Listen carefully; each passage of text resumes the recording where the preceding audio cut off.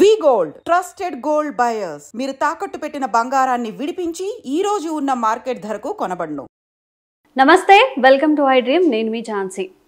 Recent టైమ్స్లో మనం చాలా మార్పులు చూస్తున్నాం. అమెరికా నుంచి రీసెంట్గా అమృత్సర్లో ఫ్లైట్ నుంచి చాలామంది డిపోటేషన్ అయితే జరిగింది. మరి ఇల్లీగల్గా ఇమిగ్రెంట్స్ ఉన్నప్పుడు ఆ దేశం పాలసీ ప్రకారం చాలామందిని ఇద్దరి దేశాల మధ్య సత్సంబంధాలను దృష్టిలో పెట్టుకొని చాలా మర్యాదగా మన దగ్గర వదిలిపెట్టి వెళ్ళారు. మరి వీళ్ళు ఎలా వెళ్తారు, అక్కడ వీళ్ళకి ఎలాంటి, ఇప్పుడు వీళ్ళు దొరికినప్పుడు అక్కడ ఏం చేస్తారు, ఈ విషయాలను ఇప్పుడు డిస్కస్ చేద్దాం. ప్రస్తుతం అంతా ఉన్నారు founder and director of executive డైరెక్టరా ప్రస్తుతం అంతా ఉన్నారు founder and executive director of center for human security studies Ramesh Kanneganti గారు. నమస్తే అండి. నమస్తే ఝాన్సీ గారు, thank you very much for inviting మీ అండి.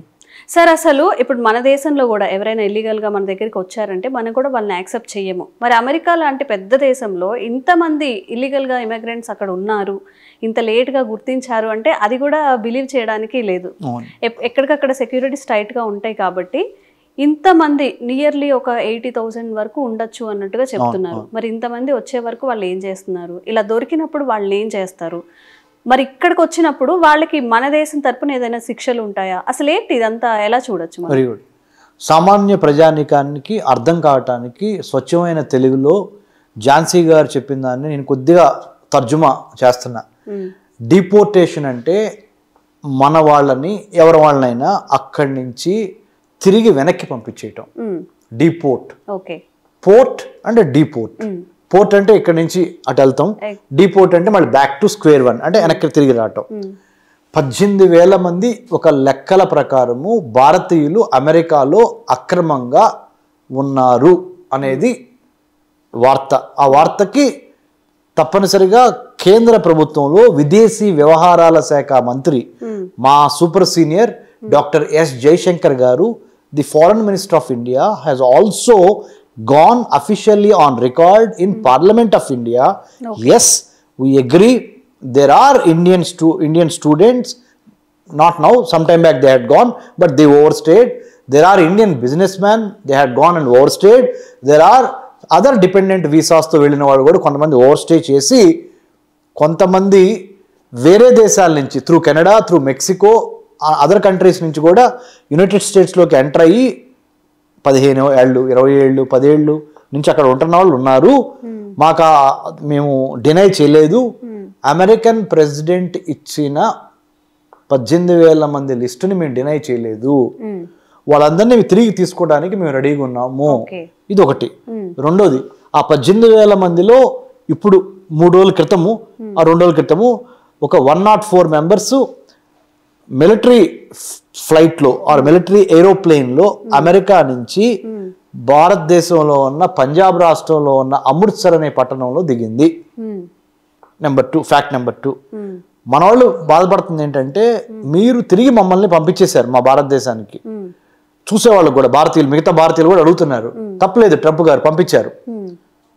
కానీ చేతులకి సంఖ్యలేసి వాళ్ళు ఏమన్నా యుద్ధ ఖైదీలా? కాదు కదా. లేకపోతే ఏమన్నా టెర్రరిస్ట్లా?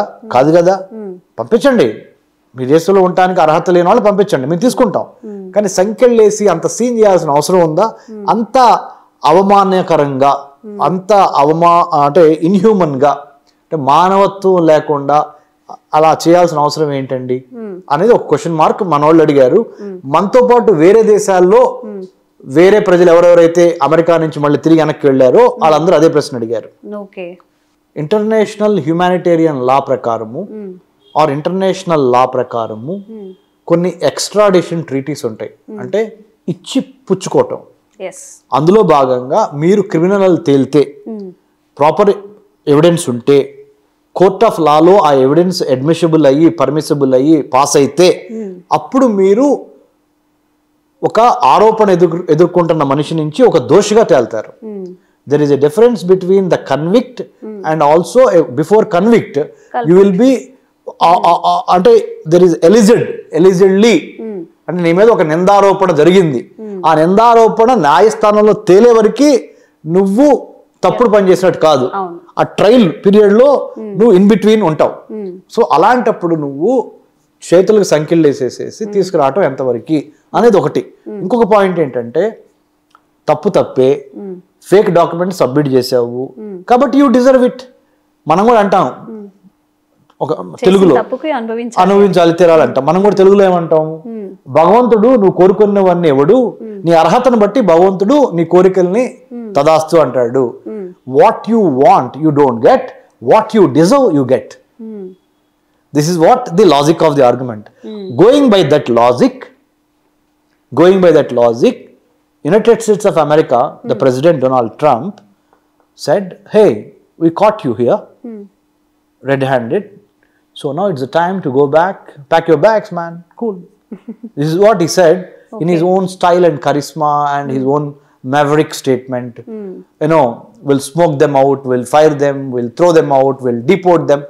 Language ఏదైనా కానీ కంటెంట్ ఏంటంటే తప్పు చేసేవారా ఇంటికి వెళ్ళు, నీకు ఏమన్నా దండేసి పంపించాలా, చేసిన ఏదో పనికి కట్టండ్రా ఏండ్రా సంఖ్యలు వేరతాడని. అది దాన్ని మనము తప్పనిసరిగా బాధపడుతున్నాం. మన సొంత భారతీయులు, మన అన్నదమ్ములు, ఒక జాతికి చెందిన వాళ్ళము అమెరికాలో మనం టాప్ పొజిషన్ లో ఉన్నాం. ఇప్పుడు వరకు అమెరికాలో టాప్ పొజిషన్ లో ఉంది జూయిష్ పీపుల్. ఆ జూయిష్ పీపుల్ అంటే యూదులు. ఆ యూదులకి సరిసగ్గా సమానంగా స్మార్ట్ గా మనం ఎదిగాం. అలాంటి వాళ్ళ మళ్ళీ ఒకేసారి చేతికి సంఖ్యలేసి, అంటే ఇది మనం ఈ optics, the optics shown in the television, we couldn't resist, we couldn't digest. ఒక దొంగని తీసుకొచ్చినట్టు అరే ఏమో మనోళ్ళు సారీ మన ఇండియన్స్ ఇలా తీసుకొచ్చేసారు అనే ఒక కొలోక్యల్ తెలుగులో అంటే చెప్పాలంటే ఇట్లా ఫీల్ అవుతాం కదా, అది మనకి సిగ్గుచేటు అనిపించింది. తప్పులేదు, నిజంగానే మనం బాధపడ్డాం. అదొక ఫీలింగ్, ఒక ఎమోషనల్ ఫీలింగ్ అది. బట్ వాళ్ళ దృష్టిలో నుంచి, వాళ్ళ వైపు నుంచి చూస్తే as per their guidelines they are right. As per their guidelines they are right. ఇంకోటి ఏంటంటే మీరు మంచి పాయింట్ లేవనెత్తారు ఝాన్సీ గారు. మన భారతదేశంలోకి we have a 15,000 kilometers of land border. We share our land border with China, Pakistan, Bangladesh, Myanmar, Nepal, Bhutan. We share water border with Sri Lanka. Ivi మన immediate neighbors. You can choose your friend, Jhansi, you can't choose your neighbor. Right? ఇది కదా saying. Same way we have 11,098 kilometers of coastline భారతదేశానికి. With 9 coastal states starting from Gujarat, Maharashtra, Goa, Karnataka, Kerala, Andhra, Tamil Nadu, Orissa, West Bengal తో పాటుగా 4 కేంద్ర పాలిత ప్రాంతాలు ఉన్నాయి. డామన్ దియు, లక్షద్వీప్, పాండిచేరి, ఇవన్నీ అండమాన్ నికోబార్ ఐలాండ్. ఇవన్నీ కలిపి 11,098 కిలోమీటర్ల necklace. Just imagine the necklace here, India map necklace. ఈ నెక్లెస్ 11,098 కిలోమీటర్లు. ఈ land borders on this side and this side 15,000 kilometres. ముఖ్యంగా కలిపితే 26,000 కిలోమీటర్స్ ఈ ల్యాండ్ బోర్డర్స్, కోస్టల్ బోర్డర్స్ ని దాటి ఎవరన్నా ఇల్లీగల్ ఇమ్మిగ్రెంట్స్ భారతదేశంలోకి వస్తే, బంగ్లాదేశ్ నుంచి కానీ, పాకిస్తాన్ నుంచి కానీ, ఆఫ్ఘనిస్తాన్ నుంచి కానీ, శ్రీలంక నుంచి కానీ, రేపు మనం సహిస్తామా? లేదు, సహించం కదా. మీరు అమ్మనే లేదన్నారు చూడండి. సో కాకపోతే ప్రెసిడెంట్ ట్రంప్ చేసిన దాన్ని మనం తప్పు పట్టట్లా, చేసిన విధానాన్ని తప్పు పడుతున్నాం. ఏమ్మా తప్పంటే తప్పు. ఎవరైనా చేసిన విధానం ఏంటి? సంఖ్యలేసి ఒక 100 మంది కూర్చోవాల్సిన రూమ్ లో 200 మందిని వదిలేరనుకోండి సార్. అంటే జనరల్ గా మన ఇండియన్ సైకాలజీ లేకపోతే మన ఇండియన్ రూల్స్ ఏంటంటే, తప్పు చేసిన వాళ్ళని కూడా, ఇప్పుడు మన దేశమైనా వేరే దేశమైనా, వాళ్ళని జైల్లో కూర్చోబెట్టడం కానీ, వాళ్ళకి ఇచ్చే ఫెసిలిటీస్ కానీ అన్ని అలానే ఉంటాయి. మనం అంత మర్యాద రెస్పెక్ట్ ఇస్తున్నామని చెప్పి పక్క కంట్రీ నుంచి కూడా మనకు అలాంటి మర్యాద రెస్పెక్ట్ మనం ఏది పాటించామో వాళ్ళది పాటించాలని రూల్ కూడా లేదు కదా. రూల్ ఉందని నేను చెప్పట్లేదండి. What I'm trying to say is, రేపొద్దున మన దేశంలోకి ఎవరన్నా అక్రమంగా వచ్చి ఇక్కడ ఉంటే, తద్వారా మనకి నేరాలు పెరుగుతాయని మనం అనుకుంటే, మన ప్రెసిడెంట్ గారు, మన ప్రైమ్ మినిస్టర్ గారు అనుకుంటే, మనం భారతీయులందరం కలిసి మన ప్రెసిడెంట్ కి, ప్రైమ్ మినిస్టర్ కి సపోర్ట్ చేస్తాం కదా. అదే విధంగా అమెరికన్ ప్రెసిడెంట్ ని అమెరికాలో ఉన్న అమెరికా దేశస్తులు, పౌరులు సపోర్ట్ చేస్తున్నారు. నేనేమంటున్నానంటే, సొంతంగా మన దేశంలో కూడా మన కొత్త ఎడ్యుకేషనల్ ఇన్స్టిట్యూషన్స్, బలమైన strengthening of our educational system, our manufacturing, our service sector, our IT మనం చేసుకుంటే, మనం వేరే దేశాలు వెళ్ళి, దూరపు కొండలు నునుపంటారు, వేరే దేశాలు వెళ్ళి అక్కడ దేహి అని సెకండ్ క్లాస్ సిటిజన్షిప్ అవసరమా?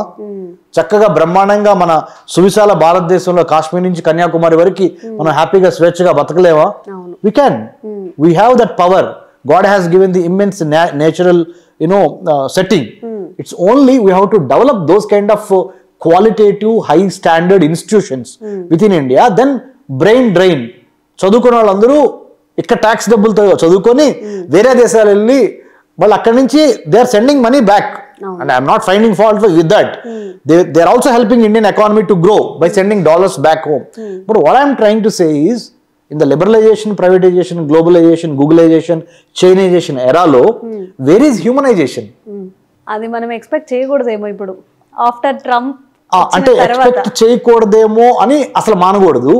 మన పని మనం చేసుకుంటా వెళ్ళాలి. మన మానవనీయ కోణాన్ని మర్చిపోకుండా మనిషిని మనిషిగా కుల మత ప్రాంత లింగ భేదాలకి అతీతంగా ప్రేమించటం నేర్చుకొని అది మనం చూపించగలిగితే, aim for stars at least you fall somewhere అంటారు కదా, అలానే మనం యాస్పిరేషనల్గా ఉండాలి, ఇన్స్పిరేషనల్గా ఉండాలి. We got to plan, prepare, perspire and inspire other communities, other countries on planet earth by being the number 1 country in the world, that is India, Bharat, జై హింద్ అనే విధంగా మనం కనుక చేయగలిగితే will be the trend setters. So we have to aim for that kind of leadership in the comity of nations, India, the Bharat. That's what I want to say Jhansi గారు. Okay, ఒక clear picture కనిపించింది sir మీరు explain చేసేటప్పుడు. ఎందుకు జరిగింది, దీని behind ఏంటి, motive ఏంటి, జరగకుండా ఉండాలంటే మనం ఏం చేయొచ్చు, మన లాస్ కానీ మన డెవలప్మెంట్ ఎలా మనం రిపేర్ చేసుకోవాలి. Thank you sir. Thank you Jhansi గారు. జై హింద్.